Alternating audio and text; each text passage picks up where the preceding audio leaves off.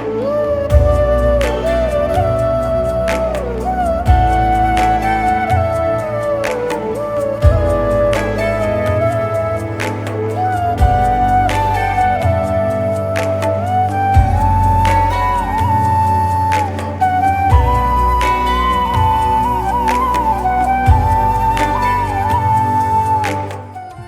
परमात्मा पाप कर्म दंड को भी काट सकता है। अभी तक जिस भी संत व महापुरुष से मिले, उन्होंने यही बताया कि पाप कर्म फल भोगने से ही समाप्त होगा। वो प्रभु कौन है जो पाप कर्म को काट देता है, वो काल के बंधन से छुड़वा देता है। उसका क्या नाम है, पूजा की विधि क्या है?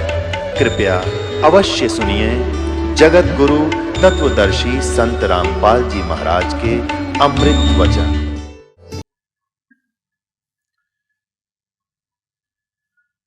अब यहाँ आगे क्या बताया है? मैंने पूर्व काल में अपने स्वरूप भूत मंत्र का उपदेश किया है, जो ओंकार के रूप में प्रसिद्ध है। वह महामंगलकारी मंत्र है। सबसे पहले मेरे मुख से ओंकार यानी ओम प्रकट हुआ, जो मेरे स्वरूप का बोध कराने वाला। ओंकार वाचक है, मैं वाच्य हूँ। यह मंत्र मेरा स्वरूप ही है। प्रतिदिन ओंकार का निरंतर स्मरण करने से मेरा ही सदा स्मरण होता है। मेरे उत्तरवर्ती मुख से अकार का, पश्चिम मुख से उकार का ए ऊ मैं, और दक्षिण मुख से मकार का, पूर्ववर्ती मुख से बिंदु का, मध्यवर्ती मुख से नाद का प्राकट्य हुआ। इस प्रकार 5 अवयव से युक्त ओंकार का विस्तार हुआ है। इन सभी अवयव से एकीभूत होकर यह प्रणव यानी ओम नामक एक अक्षर हो गया। अब इससे एक और बात साथ सिद्ध होगी गीता ध्यान मराठ के श्लोक नंबर 13 में। यही गीता ज्ञान दाता भी ये काल है, ब्रह्मा विष्णु महेश का पिता है। ये कहता है कि ओम इति एक अक्षरम ब्रह्म विहारण माम अनुसमरण ये प्रयाति तदंदेहम सयाति परमाम गतिम। मुझ ब्रह्म का केवल ये एक ओम अक्षर है, और जो इसका अंतिम सांस तक सिमरण करता है, शरीर छोड़कर जाता, इस ओम से मिलने वाली परम गति को प्राप्त होता है। तो ये सिद्ध हो गया कि ये काल जो है ये ब्रह्मा विष्णु महेश का पिता है और दुर्गा इनकी माता है। इतना ही सिद्ध करना। अपने आत्माओं, जब धर्मदास जी इन सभी तथ्यों को और प्रमाणों को सुनकर परमात्मा को सतलोक में देखकर वापस आकर के उन्होंने कहा कि हे मालिक, हम तो गणे नीच हैं, हम तो महापराधी प्राणी हैं, और आपने कैसे दया करी हमारे ऊपर, फिर से आके संवाद दिया। दाता, हमने तो ऐसा जुल्म किया था, हमारी तरफ कोई आँख है नहीं, और आप तो बड़े दयालु हो, आप फिर भी हम दुष्टों के पास आ गए, अरे ऐसे गंदे लोक में इसे बढ़िया लोक न छोड़ के। तो हे परमात्मा, आपका कैसे आना हुआ, और काल ने आपके साथ क्या विरोध नहीं किया, आप कैसे कैसे आए? तो परमात्मा बताने लगे कि सबसे पहले जब मैं आया, यहां हाहाकार मच गया, ये मेरी आत्मा है सारी। अब माता पिता के बालक कोई बिगड़ गया, वो कितनी गलती कर रहा है, और फिर वो दुख होता है उसको, कहीं जेल में पड़ जाए या कोई और किसी भयंकर सतिथि से गुजर रहा हो, तो माता पिता भी साथ दुखी होते हैं। इसी प्रकार परमात्मा हमारे दुखों को देखकर महा दुखी हुए, और वहाँ से यहाँ आए हमें ये समझाने के लिए कि तुम गलत स्थान पर आए हो, ये लोक ठीक नहीं, तुम यहाँ के वासी नहीं हो, और जिस सुख को तुम यहाँ खोज रहे हो, संपत्ति और संतान, कार और कोठियों में, स्वर्ग, इस काल के स्वर्ग में, महास्वर्ग में, ये सुख नहीं है यहाँ पर। तो सबसे पहले परमात्मा ने बताया कि मैं वहां खड़ा हो गया आकर जहां ये काल 1 लाख मानव शरीरधारी प्राणियों के सूक्ष्म शरीर को भूनता है, उसमें से गंध निकालता है, और ये जीव, ये ऊपर का कवर तो यहाँ रह जाता है, हम इसके अंतिम संस्कार में लगे रहते हैं, 100 क्रियाएं फंड करवाते हैं ये नकली, और जीव वहां पर दुर्गति को प्राप्त हो रहा होता है जो सत साधना नहीं करके जाता। तपस्या पर बुनने जाते हैं, वहां चटक मटक जीव होते हैं, हाहाकार मच जाती है, मरते नहीं सूक्ष्म शरीर में पर पीड़ा घनी होती है। उस दुख को देखकर परमात्मा अपने पुत्र जोगजीत के रूप में, कभी सहज दास के रूप में, कभी ज्ञानी के रूप में आते रहे हैं। तो वहां जोगजीत के रूप में वहां आए और ज्योत निरंजन वहां आकर खड़े हो गए उस तपस्या पर जहां जीव दुखी हो रहे थे। तो परमात्मा की शक्ति से वो तपस्या तो जल रही है लेकिन जीवों को पीड़ा बंद होगी। जैसे किसी के सिर में भी दर्द हो तगड़ा तो कोई बोलता भी नहीं, सवाया करे, और जब वो दर्द ठीक हो जाए टेबलेट आदि लेने से फिर बैठ कर बात कराया करे। तो पहले वो पर बुरी तरह तड़फ रहे थे, हाहाकार माज रही थी, जब एकदम शीतल हो गए और ऐसे बैठकर देखा सामने चांद सा चेहरा उस परम पिता का, सुंदर मुखड़ा देखकर वो बड़े खुशी हुए और शीतलता महसूस हुई। तब उन्होंने पूछा कि, उन्होंने सोचा ये भगवान आ गया, तो उन्होंने पूछा कि यहाँ ये तो एक दृढ़ कर ही रखा है कि जैसे कर्म करेगा वैसा फल मिलेगा। तो वहाँ उन्होंने पूछा, क्योंकि वहाँ ब्राह्मण भी वही भूनने जा रहे थे, गुरु जी भी चेले भी सारे इकट्ठे भुने थे। तो उन्होंने पूछा कि हे परमात्मा, हम यहाँ कौन से कर्म का दंड भोग रहे हैं? तब परमेश्वर ने कहा कि ये इस लोक का कर्म नहीं, तुमने सतलोक में पाप कराया था उसका दंड है ये। तुम वहाँ उस भरी थाली का ठोकर मार के आए थे, उस सुख को छोड़कर आए थे इस काल के लोक में, वो दंड तुम भोग रहे हो। तब परमात्मा ने उनको सृष्टि रचना सुनाई, उनके वहाँ फंसने का कारण बताया। तो सभी जीवों ने कहा, भगवान हम इस गंदे लोक से निकाल लो। परमात्मा ने उनको शिक्षा दी कि जिस संपत्ति को आप अपनी मानते थे वो कहाँ है, क्या लाए साथ उठाकर? तुम्हारे साथ धोखा कर रखा है इस काल ने, तुम मानते नहीं हो। तो तब तो वहां तो सारे फंस रहे थे, हाथ जोड़े ने कह दिए अब बता दो, अब ले चलो सतलोक, अपने पीछा छुड़वा दो। परमात्मा बोले ऐसे नहीं, जब तुम जाए धरो जग नर देहा, तब तुम करना मम संत सत शब्द स्नेह। जब तुम नीचे जाकर मनुष्य शरीर प्राप्त हो और मेरा संत कोई ये सत्संग और ये ज्ञान तुम्हें सुना रहा हो, तो मेरी शरण आ जाना, फिर मैं आपको पार करूंगा। ऐसे नहीं। इतनी बातें हो रही थी तभी वो काल आ गया, उसका वो डिनर करने का समय हो गया। उसने समय फिक्स कर रखा है, इतने समय में ये सब भुन बांधकर ये वहां से उठ जाते हैं, फिर उड़ा दिए जाते हैं और इनसे निकला हुआ गंध वहां रह जाता। आप देखते हो एक प्रारंभ में जो भी विकार करता है, कोई बीड़ी पीने लगता है, कितना दुख होता है उसको। और आप कितने बीड़ी पीते हैं, ये जबरदस्ती करवा देता है। मांस खाते हैं, शराब पीते हैं, कोई सुल्फा पीता है, कोई अटपट करता है। तो इसलिए ज्यादा से ज्यादा विकार करवाता है ताकि इनके सूक्ष्म शरीर में ये ज्यादा गंध भर जाए और उस उतना ही गंध अधिक निकलेगा वहां तपस्या पे। तो उसका एक पात्र है, ऑटोमेटिकली वो भर जाता उस गंध से, फिर उसको खाता है ये। तो इसने सोचा था कि वो चले गए होंगे सभी प्राणी, तो वहां से उड़कर वहां तपस्या पर बन के सभी प्राणी जीव मनुष्य शरीरधारी वहां से ऊपर आ जाते हैं और फिर धर्मराज के दरबार में आकर लाइन में खड़े हो जाते हैं।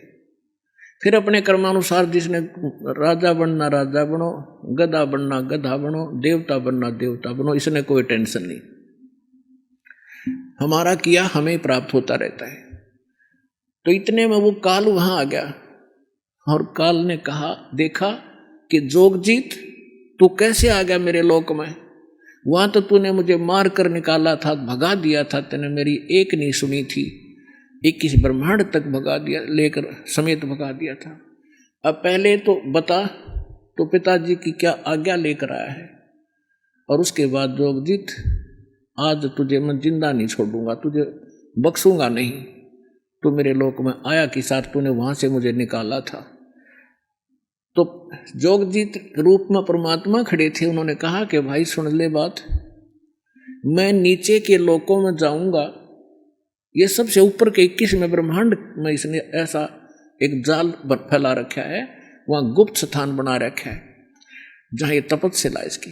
तो परमात्मा ने कहा कि मैं नीचे जाऊंगा लोक में, ब्रह्मांडों में, और सभी प्राणियों को बताऊंगा कि भगवान नहीं है जिसको तुम परमात्मा मानकर पूज रहे हो, परमात्मा अन्य है, और उनको सत्य ज्ञान और सच्चा मंत्र दे के आऊंगा, और सभी प्राणियों को तेरा भांडा फोड़ूंगा कि ये काल है, तुम्हें खाता है, तुम इसकी पूजा करते हो। अब उसने सोचा ये तो मेरा सारा लोक उजाड़ेगा, पहले इसी को मार दूं। तो कहते हैं परमात्मा कि धर्मदास मुझे मारने के लिए इसने भयंकर रूप बनाया, और जैसे अभी खत्म कर देगा, मेरे ऊपर झपट्टा, तो मैंने सतनाम का सुमन कर दिया शुरू।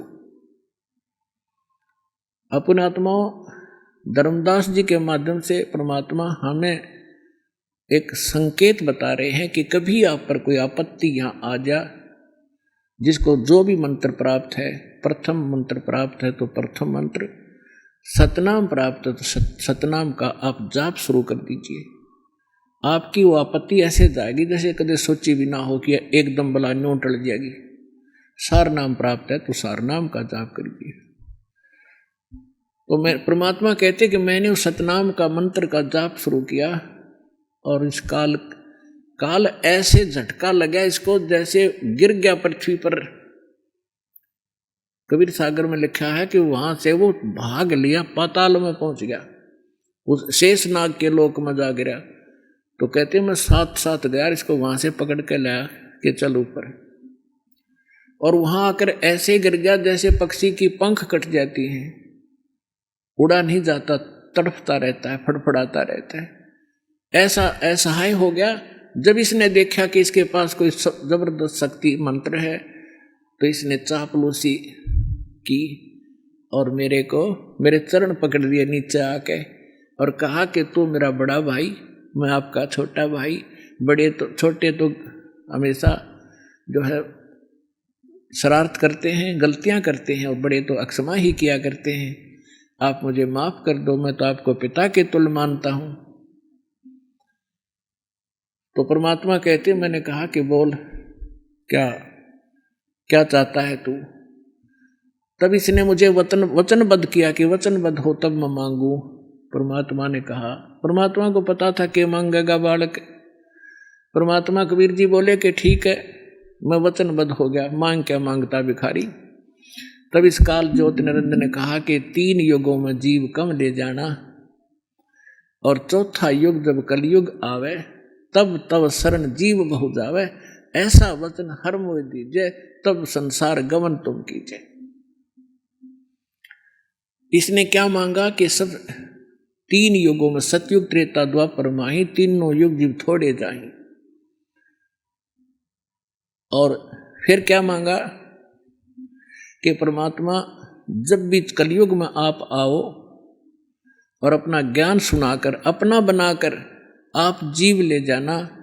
आपके ज्ञान को माने वो तुम्हारा हो जोगजीत, और जो हमारे यानी काल के ज्ञान को माने वो हमारा हो। आप बाई फोर्स ना ले जाना। तो परमात्मा ने कहा बाई फोर्स ले जाना हो तो मैं वैसे ले जाऊं।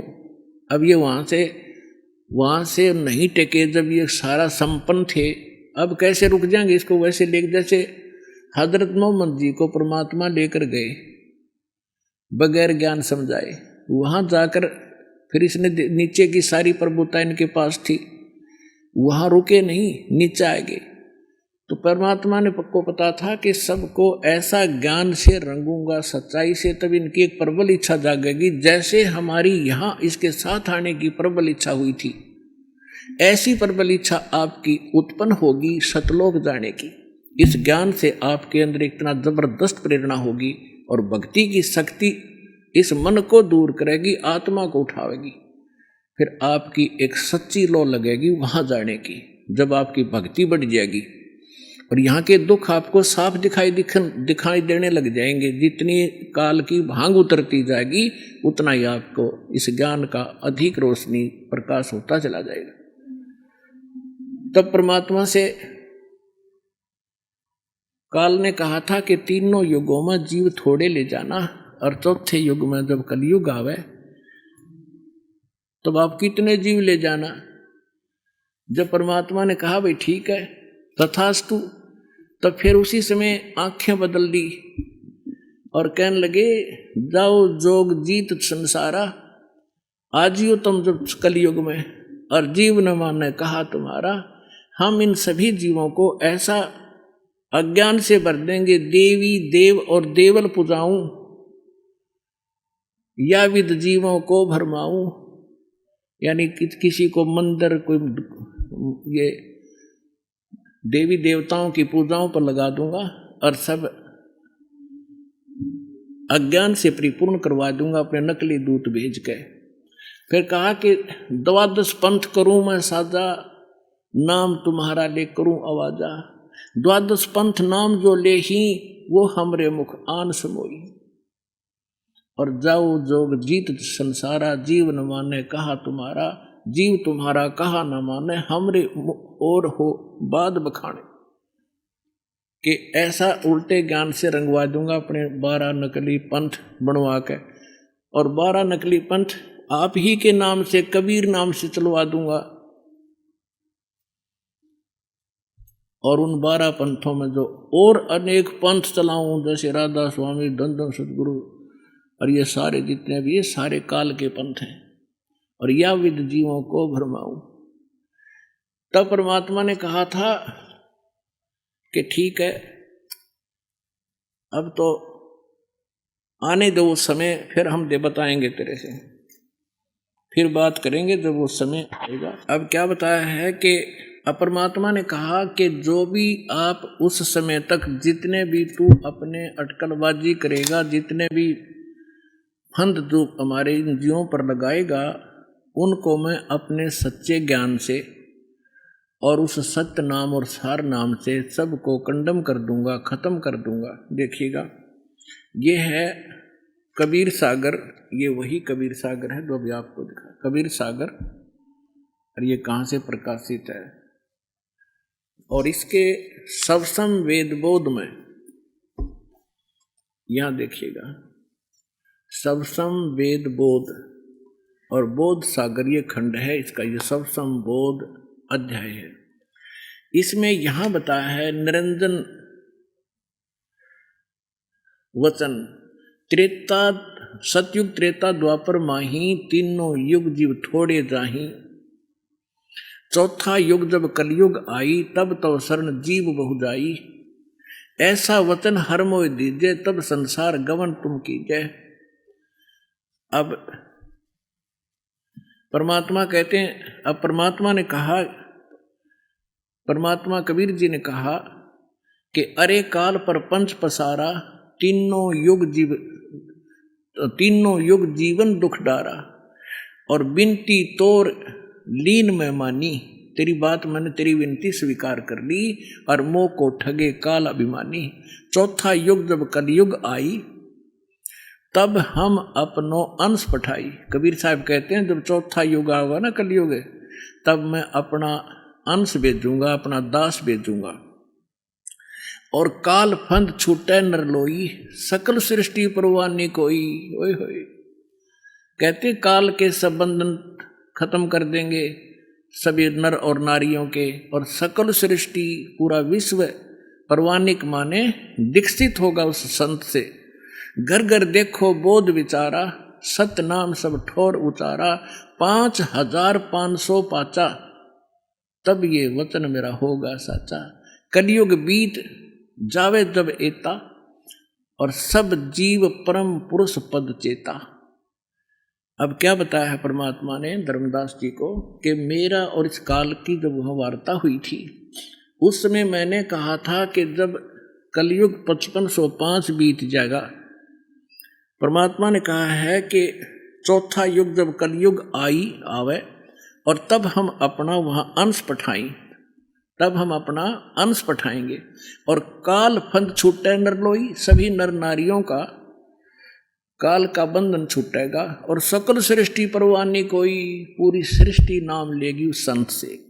और घर घर देखो बोध विचारा, घर घर तत्व ज्ञान का प्रचार होगा। जैसे ज्ञान गंगा पूरे भारतवर्ष में फैल रही है परमात्मा की महिमा लेकर। सतनाम सब ठोड़ उचारा, और सतनाम सबको प्राप्त होगा।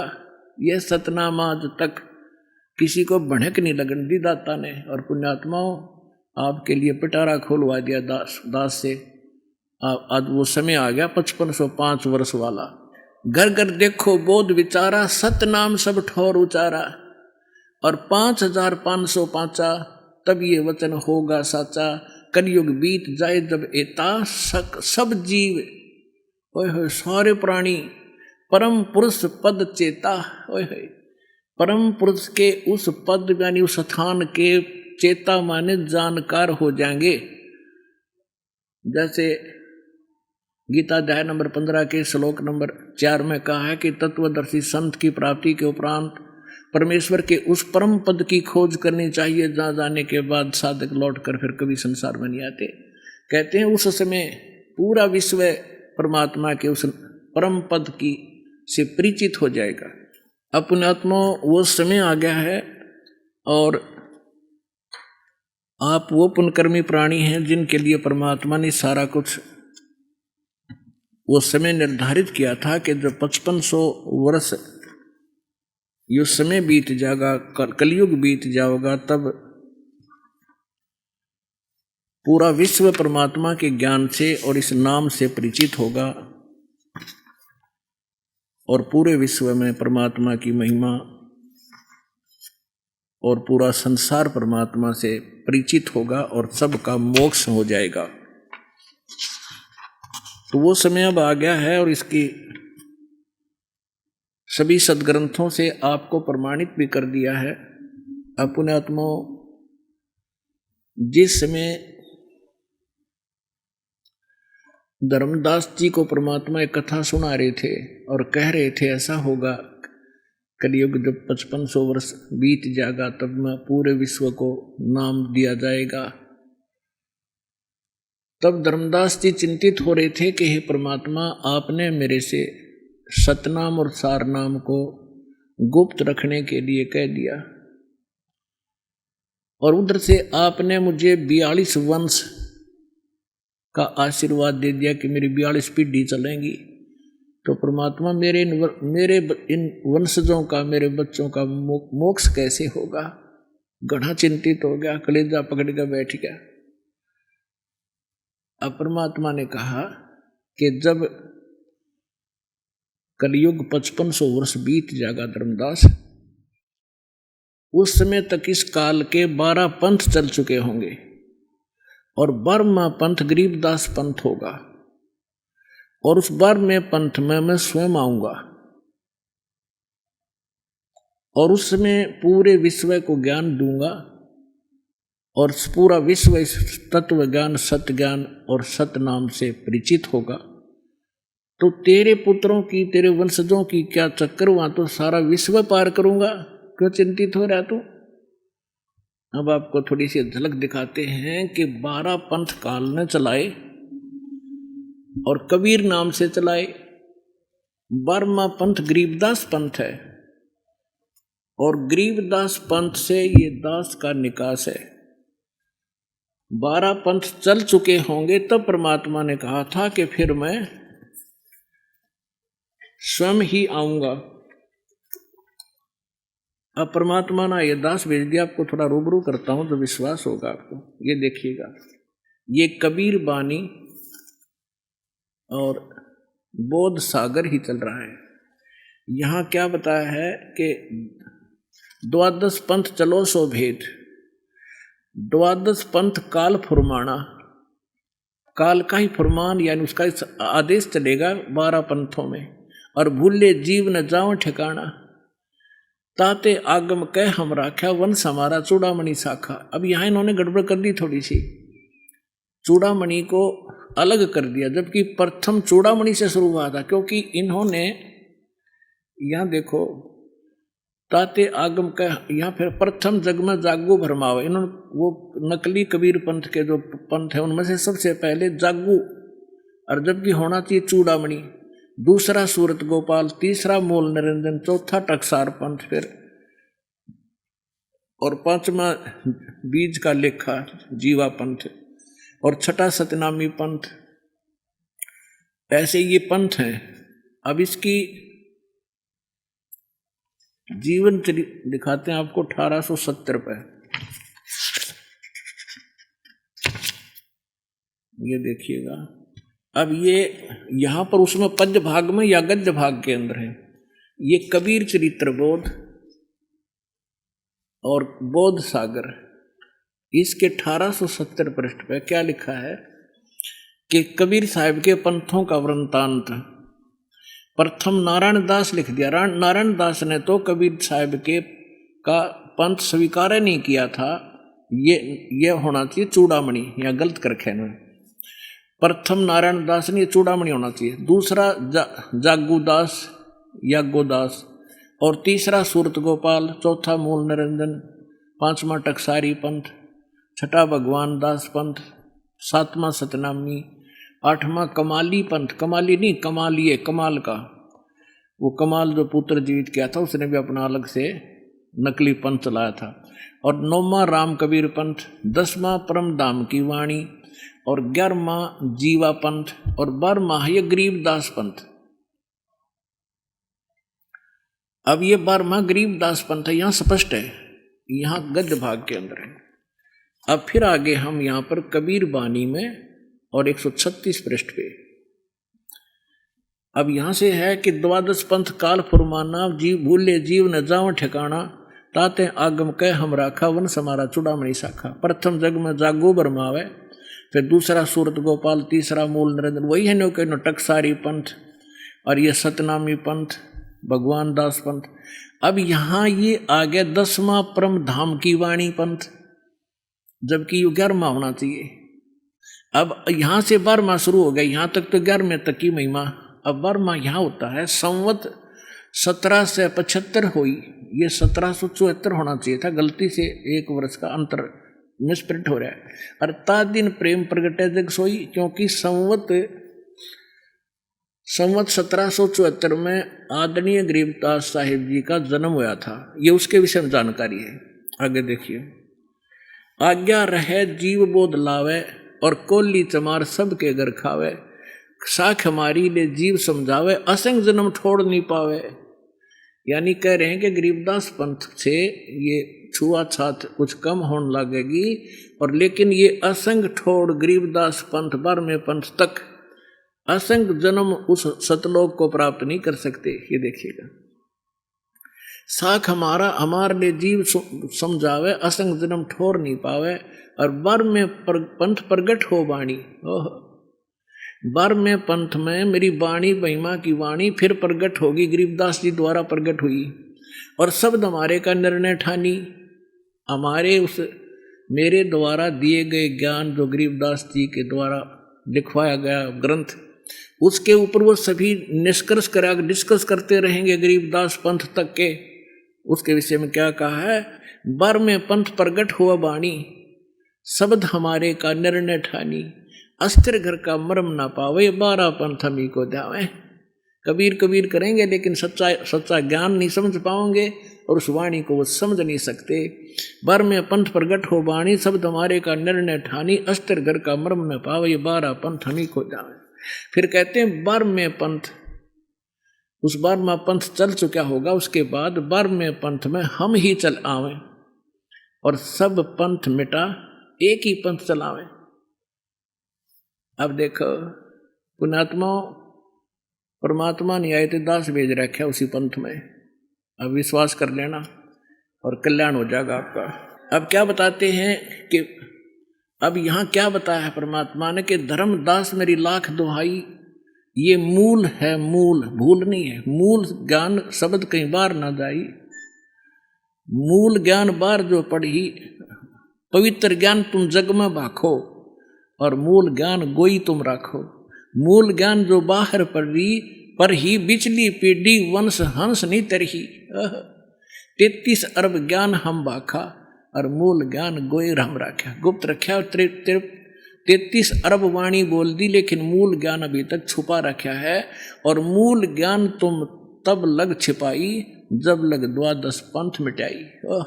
अब क्या कहा कि धर्मदास मेरी लाख दुहाई, और इस मूल ज्ञान, ये मूल ज्ञान बाहर ना जाई। मैं तुझे जो बता रहा हूं मूल मंत्र, मूल ज्ञान, ये बाहर ना जाई। मूल ज्ञान बाहर जो पढ़ी, बिचली पीढ़ी हंस नहीं तरही। यदि ये ज्ञान इन नकली पंथियां का हाथ लग गया ना सारा, तो बीच की पीढ़ी पार नहीं होगी। तो यह बीचली पीढ़ी कैसे है, अब यह प्रमाण करते हैं, देखिएगा। अब हम यहाँ पढ़ रहे थे ऊपर कि बार में पंथ प्रगट हो बाणी, शब्द हमारे का निर्णय ठानी, अस्थिर घर का मर्म न पावे। हाय हाय, अस्थिर, स्थिर माने वो अविनाशी परमात्मा उस सतलोक का मर्म नहीं पावे, ये 12 पंथ हम ही को ध्यावे। बर में पंथ हम ही चल कर आवे, और सब पंथों को मिटा के एक पंथ चलाओ। फिर बताया है प्रथम चरण कलयुग निर्याना, कलयुग का प्रथम चरण कौन सा होगा, तब मगर मांडो मैदाना। अब परमात्मा ने कहा था कि कलयुग का प्रथम चरण वो होगा जब मैं मगर से सशरीर जाऊंगा, एक लीला करूंगा। तो परमात्मा सन 1518 में मगर से सशरीर गए थे, वो प्रथम चरण था जो परमात्मा आए थे, जो सारा ज्ञान दे गए थे, जो भगवान लीला किया करता वो करके चले गए। और ये है वो बिचली पीढ़ी। अब 5500 वर्ष बीत गया, यह बिचली पीढ़ी है, इसलिए ज्ञान छुपा रखा था और ये मूल मंत्र भी छुपा रखा था। किसी भी जिस भी महापुरुष को परमात्मा ने ये ज्ञान और मंत्र दिए, उनसे प्रतिज्ञा करा ली थी कि आगे अभी बताना नहीं तो एक काल के नकली पंथों को भी यही ज्ञान होता, पर यही मंत्र दे रहे होते। ये अधिकारी नहीं है, जिस कारण से ये मंत्र अगर इनके पास भी होते तो भी काल के जाल में हम फंसे रह जाते। अधिकारी के बिना कोई भी मंत्र काम नहीं करता। तो विश्व में आज ये दास ही वो अधिकारी है, और यही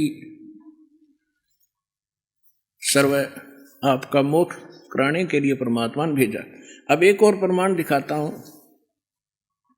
ये देखिएगा।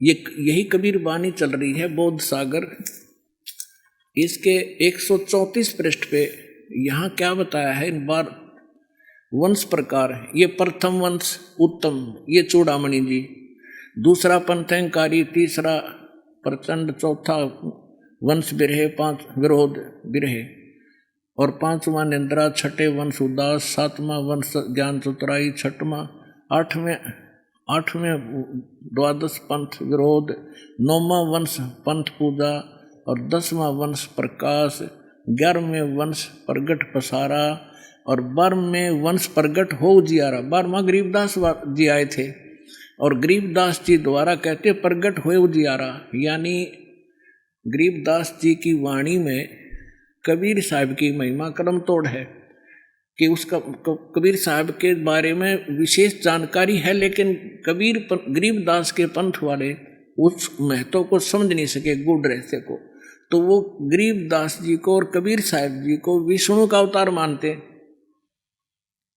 ज्ञान तो बहुत कुछ है उस सदग्रंथ में, लेकिन वो समझ नहीं सके। जैसे वेदों में सारा ज्ञान रखा है, गीता जी में सारा ही ज्ञान था, ये पढ़ने वालों को आज तक नहीं पता गीता जी बताना क्या चाह रही है। यही दशा गरीबदास के ग्रंथ को पढ़ने वाले गरीबदासियों की है। अब यहाँ क्या बता रहे हैं कि 12वें वंश प्रगट हो उजियारा, यानी मेरी महिमा का कुछ उजियारा सा होगा, क्लियर नहीं होगा। और 13वें वंश मिटे सकल अंधियारा। ये 13वां वंश दास है पुण्यात्माओं, अब सारा अंधेरा हटा दिया है अज्ञान का। 9 मन सूत उरजिया, ऋषि रहे झक मारे, सतगुरु ऐसा सुलझा दे, ये उलझन दूजी बारे। 9 मन सूत उलझिया, इस काल ने 9 मन सूत उलझा रखा था, क्योंकि परमात्मा जुलाहे की लीला करते थे। और एक शेर सूत, 1 किलोग्राम सूत, वो कच्चा धागा उलझ जा तो जुलाहे की जान न बन जाया करती। जब उसने सुलझाना पड़ता तार तार, और गांठ टूट गया तो गांठ पड़े तो कोई उसकी बुनाई भी ना दे, तो बड़ी मुश्किल से सुलझाया करते थे कच्चे धागे को। 1 किलोग्राम सूत सुलझाने में सारा दिन लग जाता, उलझा हुआ सूत। और इन्होंने कहते 9 मन सूत उलझा रखा था ज्ञान का, और दास भेज दिया उस परम पिता ने इस तत्वदर्शी संत बना के। कहते हैं 9 मन सूत उलझिया, ऋषि रहे झकमार, और सतगुरु ऐसा सुलझा दे, उलझन दूजी बार। इस कलयुग में युग ज्ञान नहीं उलझेगा, कोई भक्ति करियो चाहे ना करियो।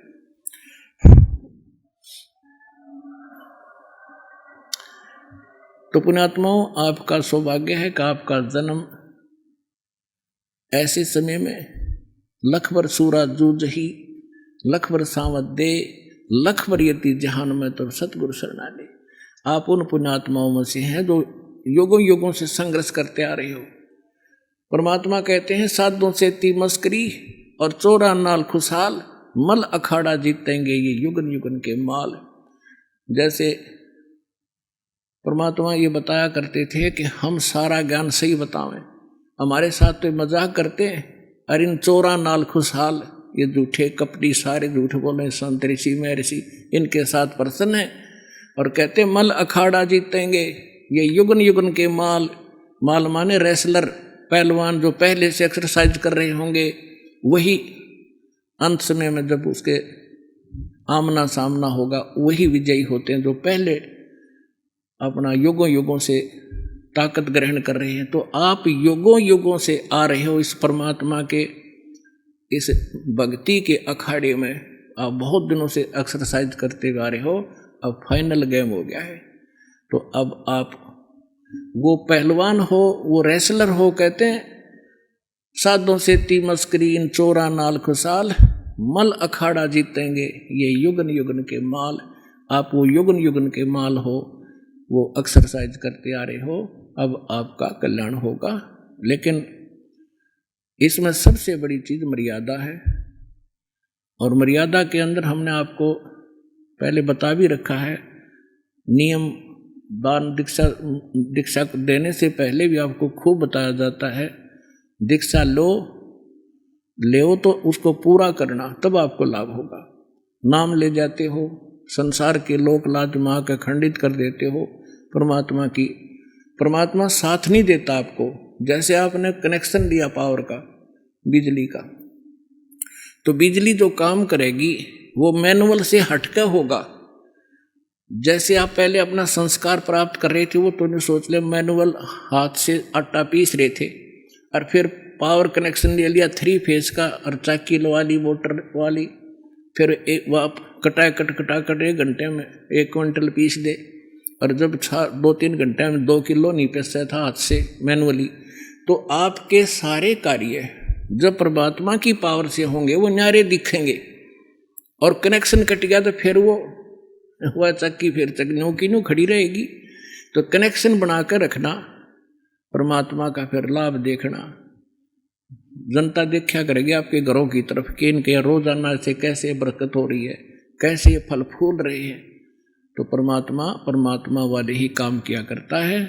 और गरीबदास जी कहते हैं, ये संसार समझदा ना ही कहंदा श्याम दोपहरे नू, गरीबदास ये वक्त जात रोग इस पैरे नू।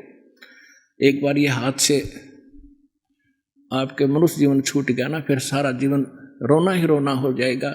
तो परमात्मा की शरण में रहना, पूरा विश्वास से लगे रहना।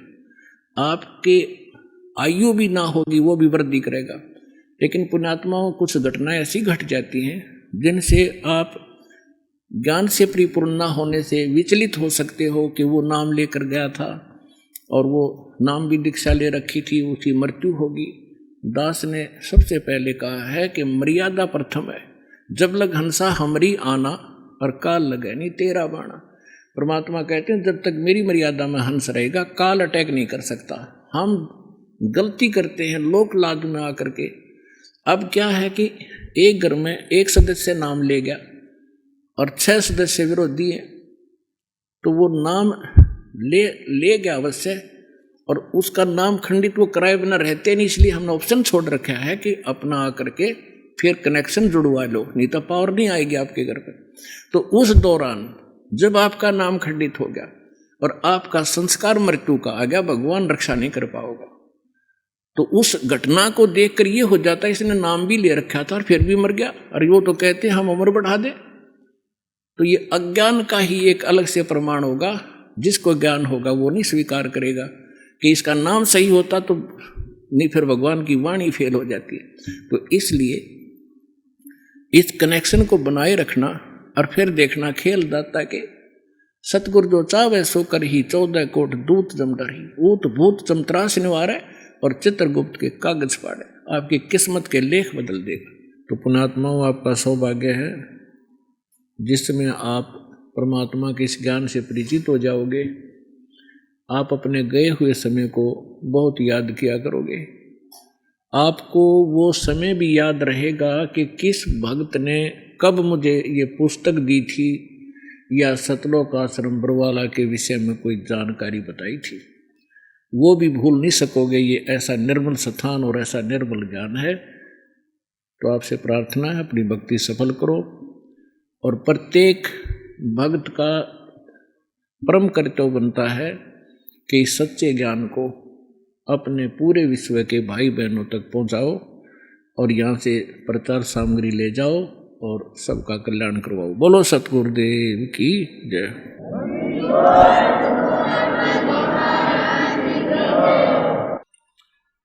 परमपिता परमात्मा पूर्ण ब्रह्म सारी सृष्टि के रचनहार कबीर परमेश्वर जी की असीम रजा से आप सभी पुण्यात्माएं ये सत्संग सुनने के लिए उपस्थित हुए।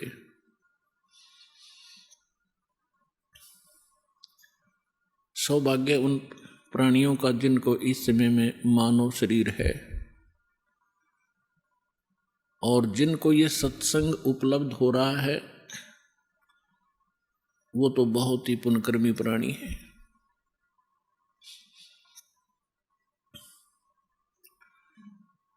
परमात्मा स्वयं आकर के हमें ज्ञान कराते हैं और हमें याद दिलाते हैं, आप जिस लोक में रह रहे हो ये लोक ठीक नहीं। परमात्मा के पास सभी दुखी प्राणी आया करते थे कबीर बंदी छोड़ के पास, और वो ये कहा करते थे कि हम पर संकट बहुत है गुरुदेव, हम महादुखी हैं। तो परमात्मा कहा करते, बच्चों इस लोक में ये काल का लोक है और यहाँ पर 21 ब्रह्मांड तक आग लगी हुई है राग द्वेष की, बेईमाना और काम क्रोध मोह लोभ अहंकार की आग में सभी जल रहे हैं। यहाँ कोई प्राणी सुखी नहीं है।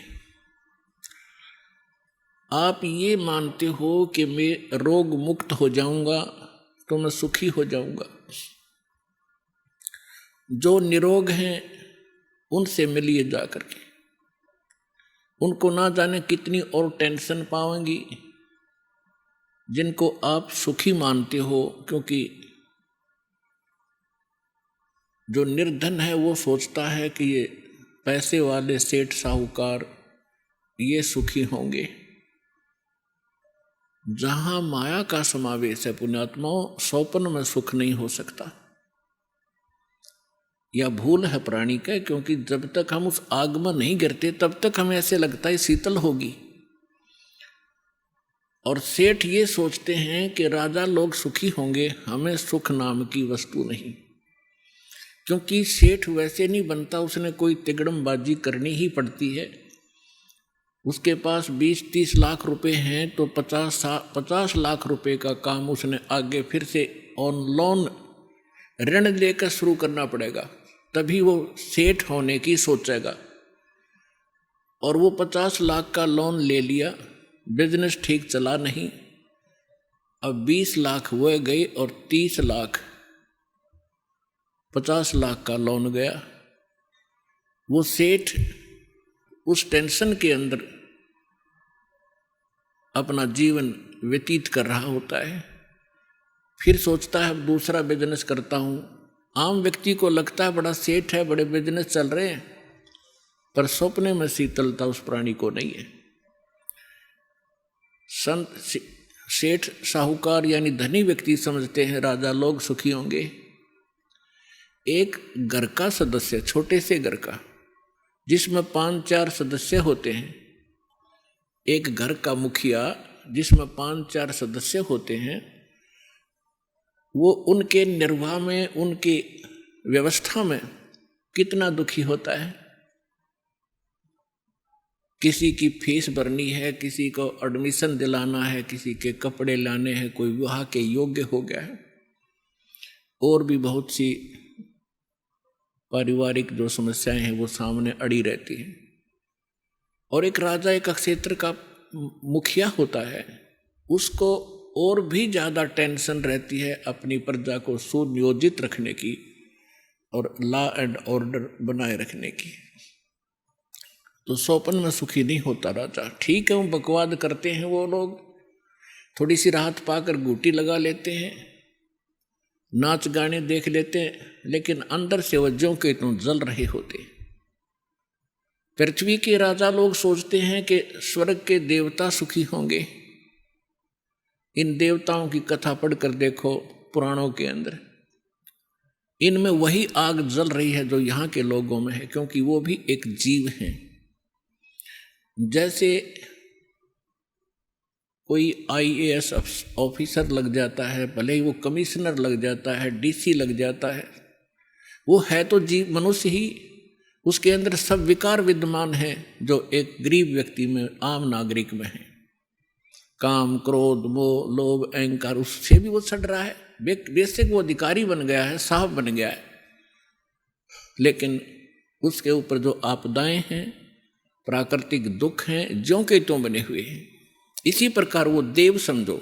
और देवता लोग समझते हैं कि इंद्र सुखी होगा, वो देवताओं का राजा है।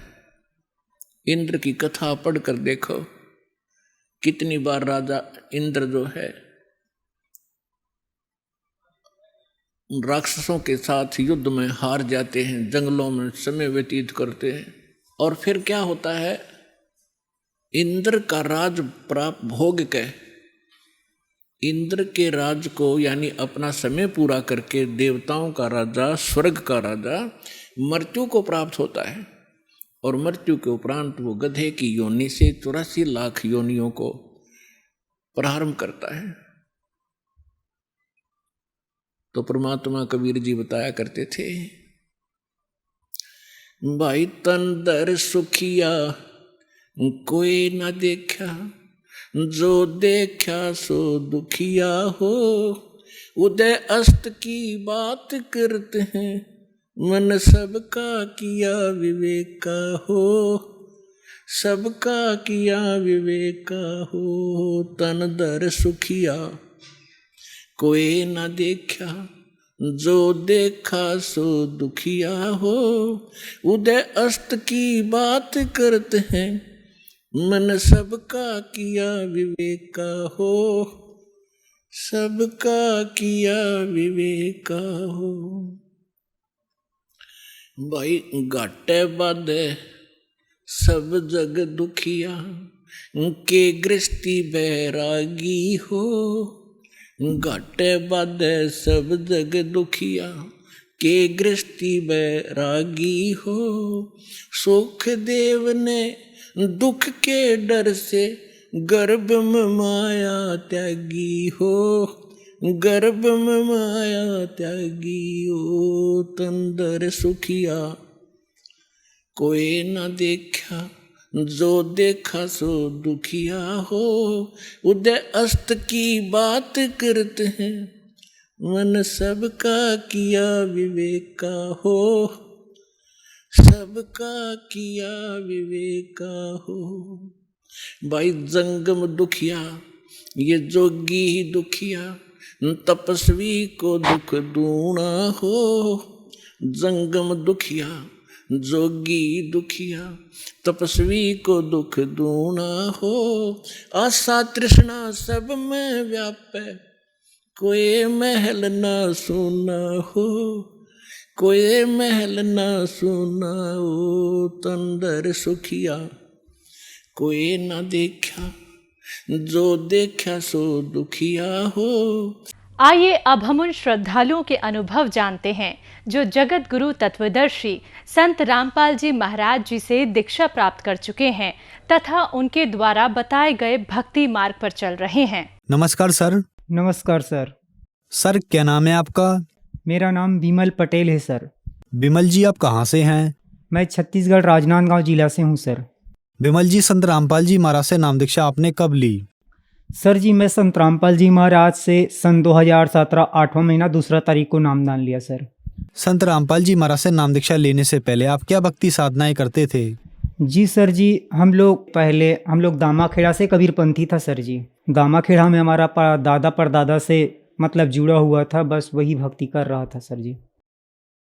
सर जैसा कि आपने बताया कि आपके दादा परदादा और आप भी दामाखेड़ा पंथ से जुड़े हुए थे, तो जब आप दामाखेड़ा पंथ से जुड़े हुए थे, वहाँ आपने गुरु बना रखा था, तो फिर संत रामपाल जी महाराज की शरण में आने का क्या कारण बना? सर जी, संत रामपाल जी महाराज के शरण में इसके लिए आना पड़ा कि हम लोग बहुत मतलब जादू टोना से इतना परेशान था, बहुत ज़्यादा।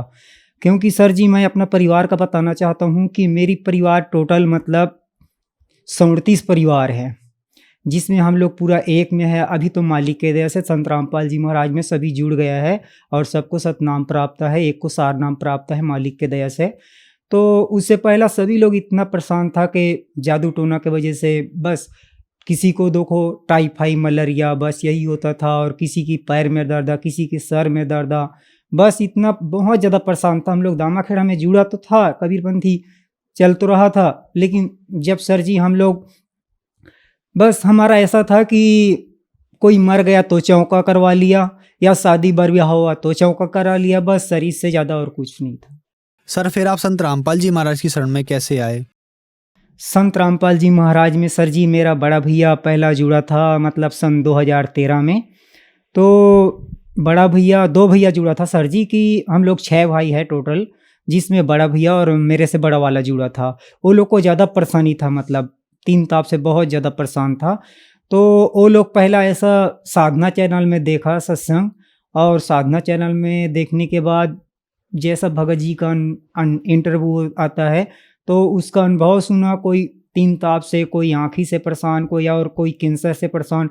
तो सभी लोग संत रामपाल जी महाराज में जुड़ा था, तो सभी भगत का अनुभव सुन के बहुत अच्छा लगा। और मतलब हम लोग शुरू से कबीरपंथी था, तो बहुत अच्छा लगा कि हम लोग तो दामाखेड़ा से कबीरपंथी, और ये संत रामपाल जी महाराज ही पूर्ण परमात्मा कबीर साहब को बतला रहा है। क्योंकि सर जी हम तो जुड़ा था संत रामपाल मतलब दामाखेड़ा से, लेकिन वो सीना ठोक के ये नहीं बतलाया कि पूर्ण परमात्मा कबीर साहब है करके। वो तो बस सर जी हम लोग दामाखेड़ा जाता था तो सबसे पहला तो समाधि पूजा करता है वो। सुबह उठा, नहा धोया, बस समाधि का गेट खोल दिया, सभी जाके वहीं नरियर वरियर चढ़ाया, प्रणाम किया, बस आगे बस। और लाभ तो कुछ भी नहीं सर जी, बस धक्का धुमड़ी खाता था वहाँ पे। तो संत रामपाल जी महाराज में सभी परिवार जुड़ने के बाद अभी मतलब हम लोग मालिक की भक्ति कर रहे हैं सर जी। संत रामपाल जी महाराज से नाम दीक्षा लेने के बाद आपको क्या लाभ मिले? संत रामपाल जी महाराज से नाम दीक्षा लेने के बाद सर जी बहुत मतलब मालिक ने बहुत सारे लाभ दिए। हम लोग संत रामपाल जी में नहीं जुड़ा था जब मेरा भाभी है उसको मतलब ब्लड कैंसर था, और एक भतीजन है उसका कान पक के पूरा अंदर पूरा चमड़ा सड़े टाइप के हो गया था, बहुत बदबू करता था। तो उसको मास्टर भी बोल दिया था कि स्कूल मत भेजना बच्चा को, क्योंकि हम लोग उसका कान को सफाई करके पूरा रुई लगा के भेजता था। तो भी बोलता था कि इसके पास में कोई बच्चा बैठ नहीं पाता, इसको मत भेजना स्कूल करके मना कर दिया था मेरा भतीजीन को। और मेरे को सर खुद मतलब 6 साल हो गया था बवासीर, और मेरा बड़ा वाला भाभी था उसको भी बवासीर था। तो हम लोग फिर संत रामपाल जी महाराज में जुड़ने के बाद हमारा जो तकलीफ था वो ऑटोमेटिक दूर हो गया। परमात्मा जो शास्त्रानुकूल साधना बताया उससे ऑटोमेटिक दूर हो गया। आज के डेट में मेरा भाभी भी मतलब जो कैंसर था वो भी ठीक है, मेरा भतीजीन था वो भी ठीक है सर जी। और एक लाभ और बताता हूँ कि हम लोग संत रामपाल जी महाराज में नहीं जुड़ा था, हमारा भैया बड़ा वाला बस जुड़ा था। तो मेरा से बड़ा वाला भैया हमेशा टेटर है घर में महेंद्रा, तो वो ज्ञान गंगा बुक को हमेशा टेटर में रखता था, तो सत्संग सुनता था वो। तो ऐसा एक समय आ गया कि हम लोग मकान बना रहा था, तो हमारा जो टेटर का किस्ता था नहीं पटा पाया हम लोग। तो जैसा 2 दिन बाकी था तो पटाने का समय निकल गया। तो उसके बाद में क्या हुआ कि मालिक संत रामपाल जी महाराज स्वयं मेरा भैया का रूप और एक सियान का रूप बना के आके वो फिर टेटर का 55,000 किस्ता पटा के चला गया। तो ऐसा लाभ मिला सर जी। और पूरा परिवार आज के डेट में पूरा संत रामपाल जी महाराज में जुड़ा है, भक्ति कर रहा है, मस्त सब स्वस्थ है और मालिक के दया है भगत जी। और एक लाभ और है कि हमारा जो बोर कराया था जिसमें बजरी की वजह से बोर मशीन खन नहीं पाया, तो मुश्किल से 80 फीट खोदाई किया। उसके बाद में बोल दिया कि भाई तुम्हारा बहुत बजरी आ रहा है, हम लोग नहीं खन पाएंगे। तो वो फिर चला गया। फिर हम लोग बोला कि कम से कम केसिंग तो डाल दो, तो बोला कि नहीं हम लोग नहीं डालेंगे। फिर ऐसा ही मुश्किल से मेरा बड़ा वाला भतीजा जो स्वयं मिस्त्री है मोटर वायरिंग का, वो बोला कि डाल दो जी, तो मुश्किल से 40 फीट गया। तो उसमें वो खुद मतलब मिस्त्री है और बोलता था कि हम इतना बोर डाला है, कम से कम 100 फीट जाता तो 5 का बोर मतलब बोर मशीन चलता।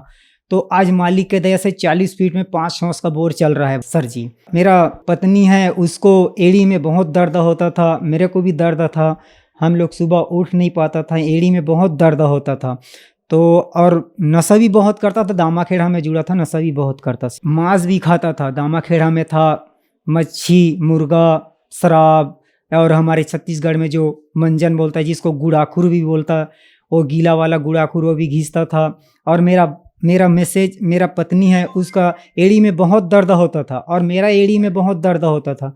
तो डॉक्टर के पास जाता था तो बोलता है तुम्हारा हड्डी बढ़ रहा है, और वैद्य के पास जाता था तो बोलता है तुम लोग को पैंधुर धर रहा है, क्योंकि हमारे छत्तीसगढ़ में जो जादू टोना मार देता है उसको पैर को पकड़ता है, उसको पैंधुर बोलता है। वही प्रकार का हुआ था सर जी। लेकिन जिस दिन हम लोग संत रामपाल जी महाराज के शरण में आया, सन 2017 8 महीना 2 तारीख को नामदान अपना छत्तीसगढ़ में सूर्य गांव से लिया। तो उस दिन से हम लोग तो रोते गया था सर जी, क्योंकि मैं ब्रह्मा कुमारी में भी जुड़ा था, भैया लोग आसाराम में भी जुड़ा था। तो उसके बाद में फिर हम लोग बहुत परेशान हो गया था, मुसलमान पीर बाबा में भी जाता था, तो सब देखे थक गया था। तो लास्ट हम लोग भैया गाड़ी लगाया मार्शल, तो उसमें हम लोग नाम लेने के लिए आए। तो रोते रोते गया था कि अब इसके बाद अब मैं कहीं नहीं जाऊंगा करके। तो हम लोग फिर गाड़ी लगाया हो, फिर हम लोग सूर्यगांव नामदान लेने के लिए आ गया। उस दिन के बाद आज तक मेरा एड़ी में कोई दर्द नहीं है। मैं मालिक के दया से प्रार्थना लगाया और पशुपालन कर रहा हूँ। आज मेरे पास कम से कम 15-20 गैया है। मैं बस गौ सेवा कर रहा हूँ, मालिक की भक्ति कर रहा हूँ, और बस सभी लोग खेती किसानी कर रहे हैं और मालिक के दया सब सुख शांति से है भगत जी। एक में है पूरा परिवार आज के डेट में हम लोग। संत रामपाल जी महाराज से नाम दीक्षा लेने के बाद आपको बहुत सारे लाभ मिले, तो जो दर्शक आज आपको देख रहे हैं उनसे अपनी भाषा में आप क्या कहना चाहेंगे? सर जी, मैं अपने भाषा में सभी भाई बहनी दीदी काका काकी सब मन ला यही कहत हूँ कि पूर्ण परमात्मा कबीर साहिब ये धरती माँ है। और ऐसे तो हमारे छत्तीसगढ़ में पूरा जानते कि कबीर पंथी तो पूरा छत्तीसगढ़ में पूरा जानते कि पूर्ण परमात्मा, आज तक दामाखेड़ा वाले प्रकाश मुनि नहीं बताया सर जी के पूर्ण परमात्मा कबीर साहिब है करके। और वहाँ जाने के बाद हम लोग तो दामाखेड़ा में एक जगह तो भंडारा कर लेता है, लेकिन आके अपना अपना औकात में आ जाता है कि अपना अपना ये जात है वो जात है। आज हमारा बंदी छोड़ सदगुरु रामपाल जी महाराज ने इतना दया किया कि कोई भेदभाव नहीं है। आश्रम में जाओ, एक जगह एक प्रकार का भंडारा, एक प्रकार का व्यवस्था, सब कुछ किया हुआ है सर जी। लेकिन दामाखेड़ा में जैसा मान लो हम लोग दामाखेड़ा में हैं, कबीरपंथी तो है सर जी, लेकिन जिसके घर में जवारा बो रहा है, बकरा दे रहा है, बलि दे रहा है, उसको अपने लड़की को दे देता है। और वो लड़की का इतना परेशान करता है वो लोग कि अब कबीरपंथी घर से तो गया है कि बोलेगा कि लड़की के मैं मुर्गा नहीं बनाऊंगा, मैं मच्छी नहीं बनाऊंगा, लेकिन मजबूरन में वो बेटी को बनाना ही पड़ता है कि बोलता है तुम नहीं खाओगे तो मत खाओ, लेकिन हमारे लिए बनाओ। तो ऐसा मजबूरी कर देता है लोग को। तो आज हमारा संत रामपाल जी महाराज में जुड़ने के बाद मेरा खुद का 2 भतीजिन का शादी हुआ है, दहेज मुक्त, 1 रुपये का दहेज दिया नहीं है, आज वो सुखी जीवन जी रहा है। तो मैं सभी को छत्तीसगढ़ वासियों को यही कहूँगा कि आप लोग चैनल पे सत्संग आता है संत रामपाल जी महाराज का, आप खुद देखो और समझो कि आज के दुनिया में पढ़े लिखे सब है। संत रामपाल जी महाराज से नाम दीक्षा कैसे ले सकते हैं? सर जी, संत रामपाल जी महाराज से चैनल में सत्संग आता है, उसके नीचे जो पीली पट्टी चलती है उसमें आश्रम का फोन नंबर लिखा रहता है। नंबर लगाकर फोन करके कांटेक्ट करो, आपको वहां से पूरा मालूम चल जाएगा कि नामदान केंद्र कहाँ कहाँ पर है। नामदान वहां जाके ले सकता है सर जी। धन्यवाद सर। सही।